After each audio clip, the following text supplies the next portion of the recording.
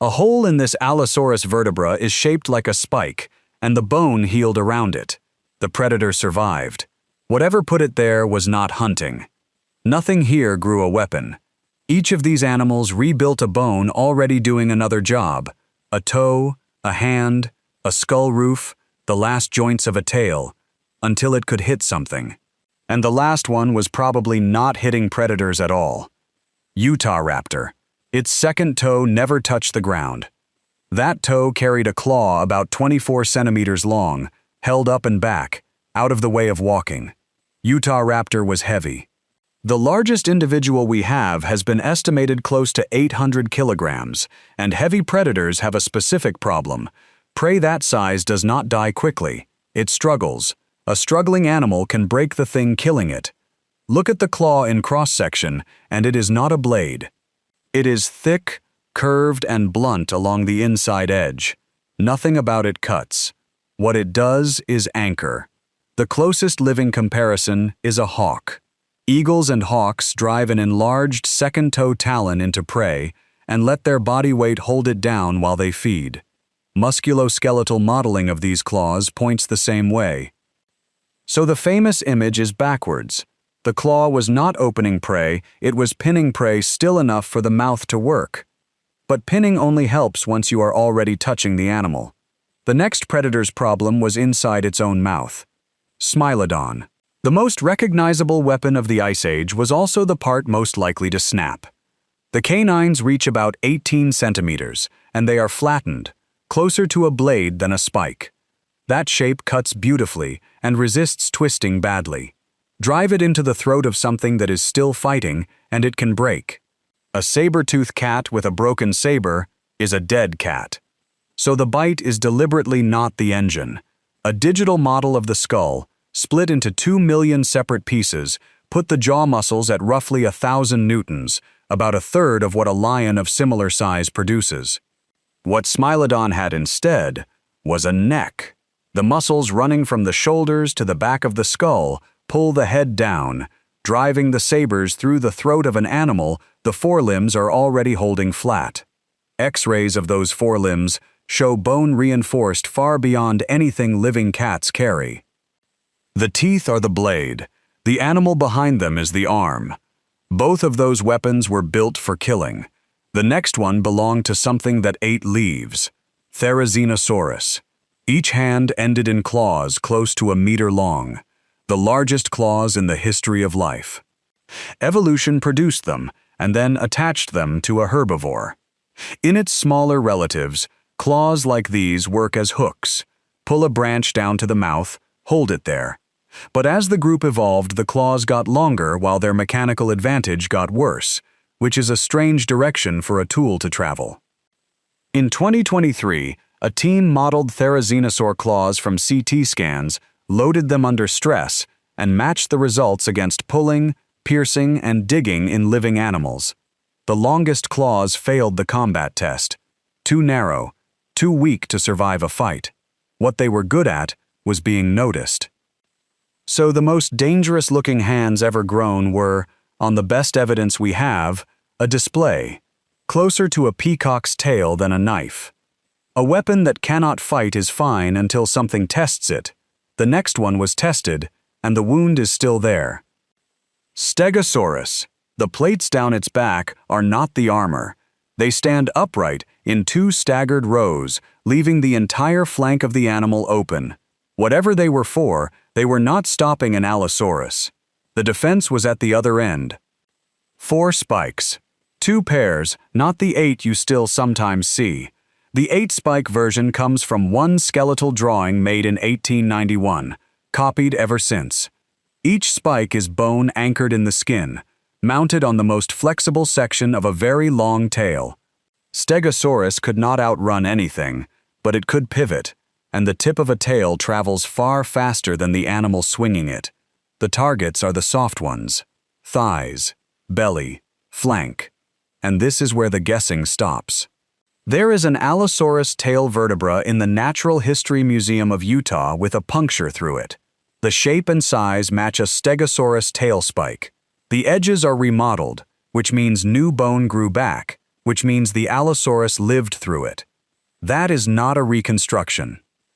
That is a hit, recorded in the body of the animal that took it. And the same weapon appears again on the other side of the world, in something not remotely related.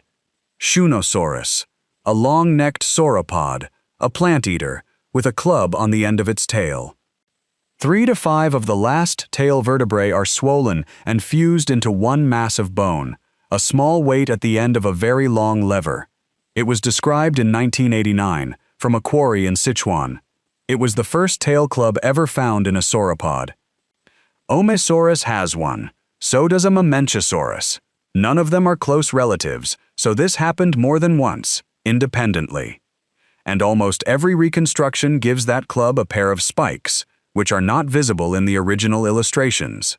The club is real. The spikes may be a drawing copied for 35 years. Everything so far has pointed outward. From here, that stops being true. Triceratops, 2 brow horns, up to a meter of bone each, on a skull built around taking impact.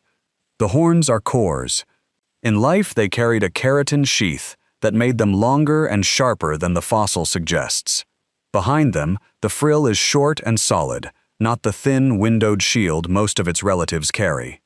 Against a tyrannosaur, a frill is a mouthful of bone in the wrong place. So in 2009, a team counted injuries instead. They compared skull lesions in Triceratops with those in Centrosaurus, a relative built the other way round, big nose horn, small brow horns. Across most of the skull, no meaningful difference. On the squamosal, the bone along the lower edge of the frill, Triceratops had roughly 10 times as many. That is precisely where the frill sits when 2 animals drop their heads and lock horns. A second skull, examined under a microscope in 2022, showed a combat wound in the same bone, caught mid-heel. So the frill is armor. It is just not armor against predators. Locked horns need 2 animals carrying the same weapon. The next one skipped the horns and used the skull itself. Pachycephalosaurus. 25 centimeters of solid bone on the top of its head. The dome is not an ornament bolted on. It is the roof of the skull, thickened until the brain sits under a block of bone. The obvious guess is that they hit each other with it, and the fossils half agree. A survey of 109 domes, across more than 14 species, found lesions on 22% of them, irregular scars carrying the signature of infection after an injury. 1 in 5 had a healed head wound. Then the argument starts.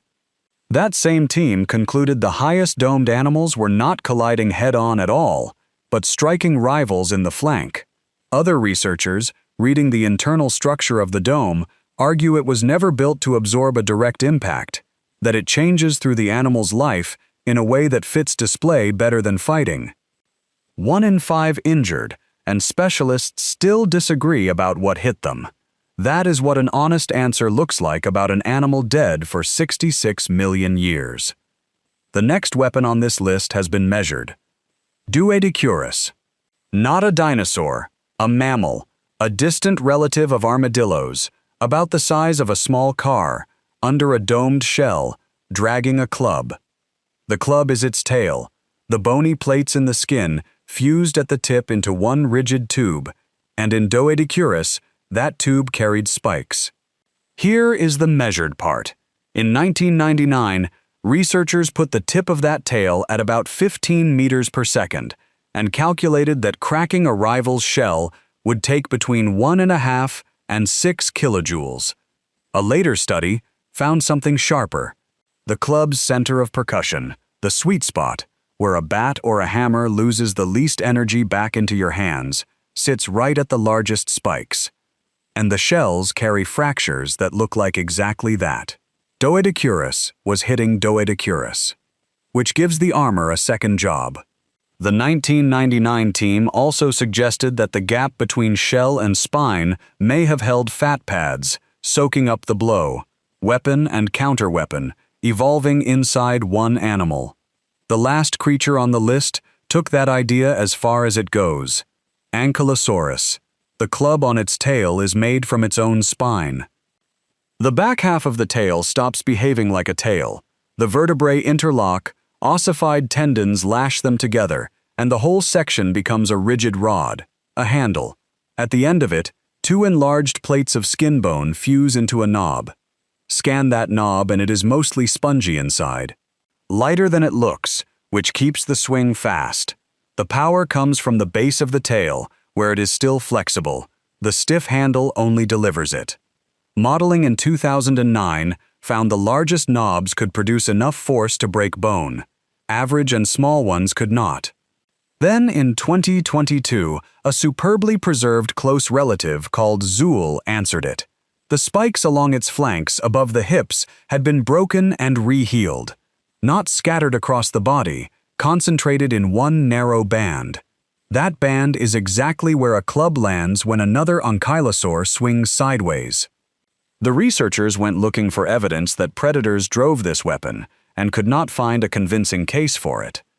The most famous anti-predator weapon in the fossil record appears to have been built mostly for other ankylosaurs. 9 weapons, every one of them a bone that used to do something else, and evolution built almost none of them for the monsters we imagine, but for the animal standing next to them. So tell me which one you would have guessed. And subscribe. Last August, a dinosaur turned up with meter-long spikes fused straight to its ribs.